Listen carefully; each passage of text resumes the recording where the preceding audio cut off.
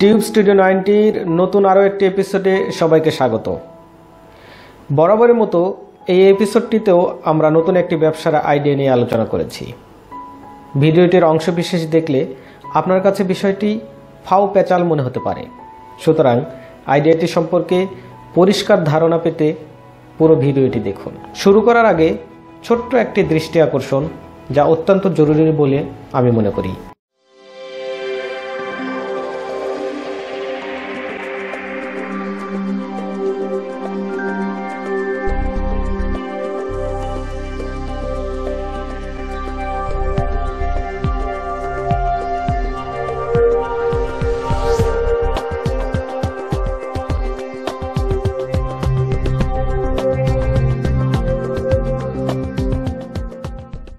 Welcome back. আমাদের দেশের প্রেক্ষাপটে প্রযুক্তি নির্ভর সেবা বা প্রযুক্তি নির্ভর ব্যবসা খুব বেশি দিনের কথা না। বিক্রয়.com-এ পণ্য বিক্রি বা পাঠাও ডেকে গন্তব্যে যাবার বিষয়টি কিছুদিন আগেও মানুষের কাছে স্বপ্নের মতো ছিল, কিন্তু বর্তমান বিশ্বের সাথে তাল মিলিয়ে বাংলাদেশের ব্যবসাতেও এসেছে পরিবর্তন। মানুষ এখন উন্নত সেবা খোঁজে। যে ব্যক্তি যত ইউনিক ব্যবসার আইডিয়া তৈরি করতে পেরেছে, সে তত বেশি সফল হয়েছে বা হচ্ছে। তবে ব্যর্থতার সংখ্যাও একেবারে কম নয়। এই ব্যর্থতার দিকে তাকিয়ে বসে থাকলে তো জীবন থেমে থাকবে, ঠিক এখন যেমন আছে। সুতরাং ব্যর্থতাকে শক্তিতে পরিণত করতে হবে। সময় ও প্রযুক্তিগত পরিবর্তনের সাথে সাথে মানুষের ব্যবসায়িক চিন্তায় যেমন পরিবর্তন এসেছে, তেমনি পরিবর্তন এসেছে সেবা বা পণ্য গ্রহণ করার মাঝেও। সুতরাং এই অগ্রগামিতাকে অগ্রগণ্য মনে করেই ব্যবসায় নিয়ে আসতে হবে পরিবর্তন। মানুষ এখন মুঠোফোনের মাধ্যমে পূরণ করতে চায় মুঠো ভর্তি পণ্য পাওয়ার চাহিদা। ঘরে বসেই তৃপ্তি পায় রেস্টুরেন্টের খাবারের। সময় স্বল্পতা ও কষ্ট নিবৃত্তির জন্য মানুষ আজ ঘরে বসেই সেবা গ্রহণের দিকে ঝুঁকছে।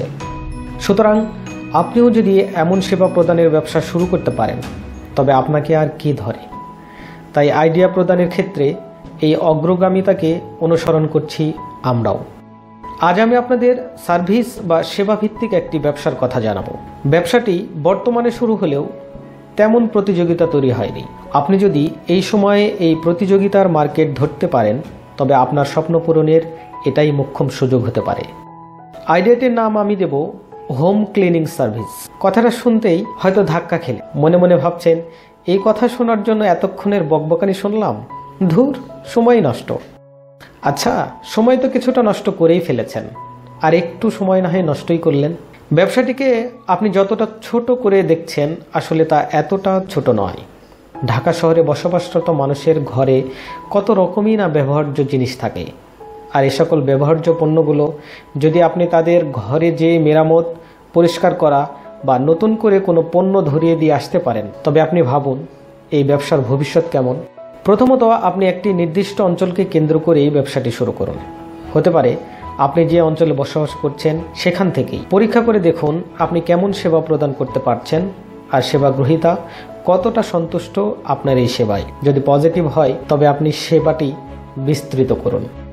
আমি গাইড করব, যেহেতু বর্তমানে ব্যবসার ক্ষেত্রে প্রযুক্তির সম্পর্ক অত্যন্ত নিগুড়, তাই প্রাথমিকভাবে আপনি একটা অ্যাপ বানিয়ে নিন। এখানে আপনি যে সেবাগুলো বা পণ্যগুলো বিক্রি করবেন তা সংযুক্ত করুন, এবং প্রত্যেক সেবা প্যাকেজের সাথে তার মূল্যও সংযুক্ত করুন, যেন গ্রাহককে কোনো বিষয়ে অজানা থাকতে না হয়। যদি অ্যাপ ভিত্তিক সেবা চালু না করতে চান, তবে প্রচুর পরিমাণ প্রচারণা করুন। আপনার সেবা সম্পর্কে মানুষকে জানান, দেখবেন মানুষ আপনার এই সেবা সাদরে গ্রহণ করে। অ্যাপ বানালে সেক্ষেত্রেও আপনাকে প্রচারণা চালিয়ে যেতেই হবে। সেক্ষেত্রে লিফলেট, পোস্টারিং সহ অনলাইন মাধ্যম ব্যবহার করতে পারেন। অনলাইন মাধ্যম ব্যবহার করাই বেশি যুক্তিযুক্ত বলে আমার কাছে মনে হয়। এবার আলোচনা করি কি কি সেবা বিক্রি করবেন আপনি এই ব্যবসার মাধ্যমে। আপনি এখানে ক্লিনিং জাতীয় যত সেবা আছে তার সবগুলোই প্রদান করার চেষ্টা করুন। এর মধ্যে উল্লেখযোগ্য হচ্ছে sofa cleaning, chair cleaning, carpet cleaning, house floor cleaning, bathroom cleaning, car set cleaning, sofa, fabrics, rexine, leather changing, sofa cover cleaning, furniture lacquering, sofa foam cleaning, mattress changing, chair foam, cloth changing, bed renovation with rexine, foam, stone, etc। এর সাথে সাথে আপনি interior design সলিউশনও রাখতে পারেন, কেননা আপনার এই ব্যবসার সাথে ইন্টেরিয়র ডিজাইনটাও ঠিক একই সূত্রে গাঁথা। প্রাথমিকভাবে এই সেবাগুলো শুরু করুন, পরবর্তীতে কাস্টমারের চাহিদা বুঝে আরও নতুন সেবা যুক্ত করতে পারেন। এটা নির্ভর করবে আপনি কেমন সেবা দিচ্ছেন এবং সেবা গ্রহীতা আপনার সেবাটা ঠিক কিভাবে নিচ্ছে তার ওপর। ব্যবসাটি করার জন্য প্রথমত আপনাকে কোনো জায়গা নেওয়ার প্রয়োজন নেই। আপনি যেখানে থাকেন সেখান থেকেই কাস্টমারের চাহিদা অনুযায়ী সেবা প্রদান করুন। সুতরাং জায়গা খোঁজার ঝামেলা ও ভাড়ার জন্য খরচ হওয়া বেশ কিছু অর্থ খরচ করা থেকে আপনি বেঁচে গেলেন। কিন্তু জায়গা না লাগলেও ক্লিনিং সার্ভিস প্রদান করার ক্ষেত্রে আপনাকে ইলেকট্রিক ক্লিনিং মেশিন কিনতে হবে। এক্ষেত্রে আপনি যে সেবা প্রদান করতে চান সেই মেশিন কিনুন। শুধু মেশিন হলেই হবে না, পরিষ্কারের জন্য বিভিন্ন ধরনের মেডিসিনও কিনতে হবে। এক্ষেত্রে খুব বেশি ইনভেস্ট আপনাকে করতে হবে না, অল্প পুঁজিতেই এই ব্যবসাটি করা সম্ভব। মেশিনগুলো আপনি ইলেকট্রিক শোরুমেই পাবেন, কিন্তু শুধু মেশিন কিনলেই হবে না, আপনাকে মেশিন অপারেটিংও শিখতে হবে। এটা কোনো কঠিন কাজ নয়। আপনি যেখান থেকে মেশিন কিনবেন তাদের কাছ থেকেও জেনে নিতে পারেন এটি কিভাবে অপারেট করতে হয়। আপনার সেবার পরিধি বৃদ্ধি পেলে অপারেটরদের সংখ্যা বৃদ্ধি করুন আস্তে আস্তে। প্রাথমিকভাবে শুরু করতে খুব বেশি দামি মেশিন কেনার দরকার নাই। মোটামুটি মানের একটি ভ্যাকুয়াম ক্লিনার মেশিন আপনি 30,000 টাকার মধ্যেই পাবেন। সব মিলিয়ে 1.5 থেকে 2 লাখ টাকা খরচ করলেই আপনি অ্যাপ বানানো থেকে ব্যবসার সরঞ্জামাদি কিনতে পারবেন। সঠিক তথ্যের জন্য নিজে তথ্য সংগ্রহ করাটাই সঠিক হবে বলে আমি মনে করি। আমি একটি ধারণা দিলাম মাত্র। আইডিয়াটি আপনার ভালো লাগলে ব্যবসাটি সম্পর্কে আগে তথ্য সংগ্রহ করুন, বাজার যাচাই করুন, এরপর লাভ লসের হিসাব কষে তবেই ব্যবসাতে নামুন। একটি ভিডিও আপনাকে শুধু ধারণাই দিতে পারে, কিন্তু বাস্তব পদক্ষেপটি আপনাকেই গ্রহণ করতে হবে। যদি আপনার পর্যালোচনায় পজিটিভ রেজাল্ট আসে তবে দেরি না করে শুরু করে দিন, কারণ সময় যত দ্রুত অগ্রসর হয় তার চেয়ে দ্রুত প্রতিযোগিতা বেড়ে যায়। আসলে গুছিয়ে বলা বা না বলার বিষয়টি বিচার না করে ব্যবসাটিকে বিচার করুন।